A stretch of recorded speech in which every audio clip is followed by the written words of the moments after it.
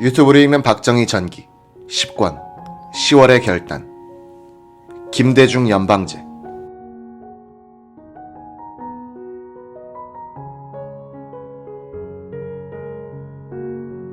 1970년 8.15 선언, 1971년 8.12 적십자 회담 제의, 1972년 7.4 공동성명에 이은 이정표는 1973년 6.23 선언이다. 이 선언의 핵심은 그동안 진행된 남북 대화의 파급 효과를 바탕으로 공산권에 대한 우리의 문호 개방 정책과 함께 북한의 실체를 공식적으로 인정한 바탕에서 유엔에 남북한이 동시 가입할 것을 제의한 것이었다. 말하자면 현존하는 남북한의 평화 공존을 제도화하자는 주장이었다. 북한은 남북관계의 진전을 남한 적화의 호기로 생각하고 있었으므로 박정희의 이런 현실 인정 노선에 반대했다. 반대의 명분은 두 개의 조선을 획책하여 영구 분단을 꾀한다는 것이었다. 주목할 것은 당시 해외에서 망명 중이던 김대중 씨도 6.23 선언을 영구 분단을 조장하기 때문에 반대한다고 했다는 점이다. 김대중 씨는 1980년 7월 18일 육군본부 개헌보통군법회의 검찰부 신문에서 이런 요지의 진술을 하고 있다.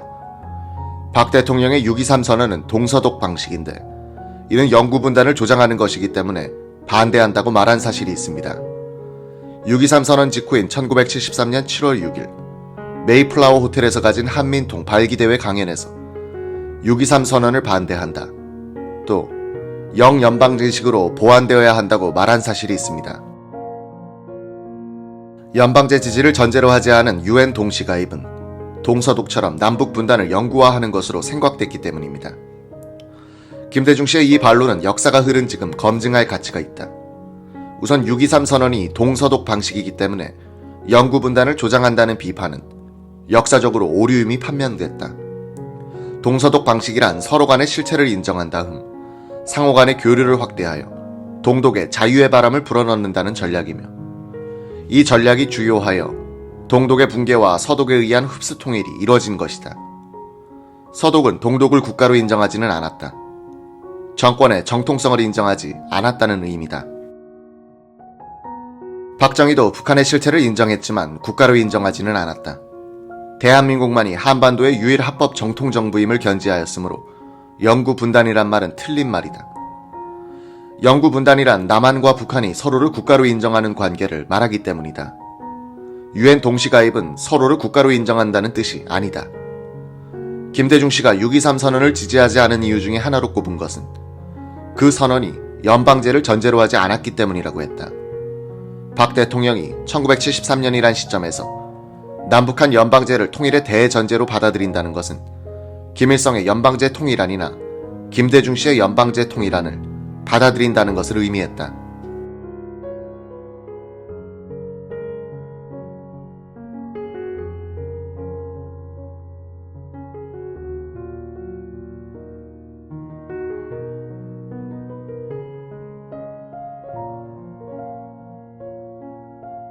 김일성의 연방제안을 받아들인다는 것은 북한의 적화통일 전략을 수용하는 것이니 대한민국을 북한에 팔아넘긴다는 뜻이 된다. 김대중 씨의 연방제안을 박정희가 받아들인다는 것은 무슨 뜻인가? 김대중 씨는 상기 신문조서에서 김일성의 연방제와 자신의 연방제 통일 방안의 차이를 이렇게 말했다. 북한 측이 주장하는 연방제는 남북이 현존하는 정치제도를 그대로 두고 양 정부의 독자적 활동을 보장하되 유엔 동시가입 등을 반대하는 것으로 보아 연방공화국의 우월적 지배권을 갖는 연방공화국으로 알고 있습니다.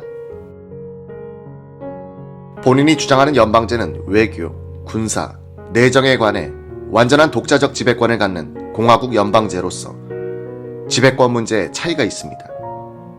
김대중 씨는 또 자신의 연방제가 영국 연방과 비슷하다고 말했다. 영연방에 속하는 캐나다와 호주는 서로 독립주권 국가 사이다.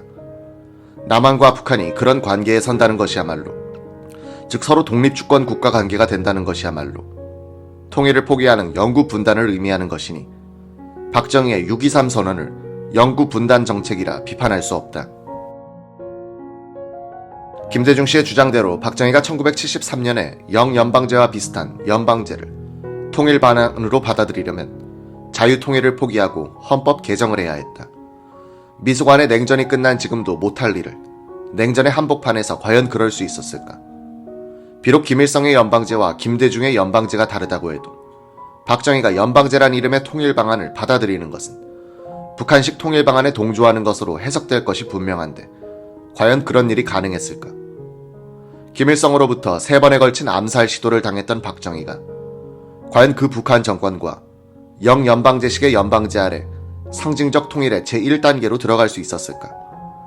그러하지 못했다고 박정희를 비판한다는 것은 무슨 의미인가를 묻게 된다.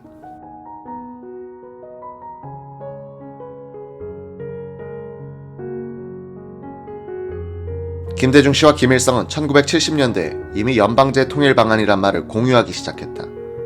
그 말뜻은 다르다고 해도 상호 접근할 수 있는 친근성은 있었다. 즉 1970년대에 이미 김대중식의 통일 방안은 대한민국의 통일 방안보다는 김일성식 통일 방안에 더 가까이가 있었다.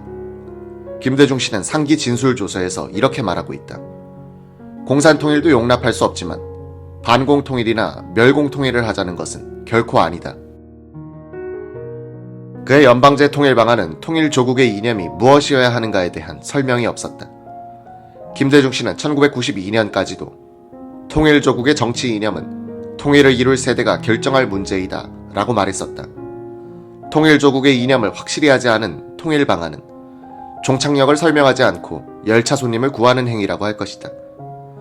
김대중 씨의 1970년대 통일 방안이 대한민국의 공식 통일 방안보다는 김일성의 그것에 더 가까이 있었다는 의미는 그의 통일 정책 관련 인맥 또한 그러했을 것이라는 추정을 가능하게 한다.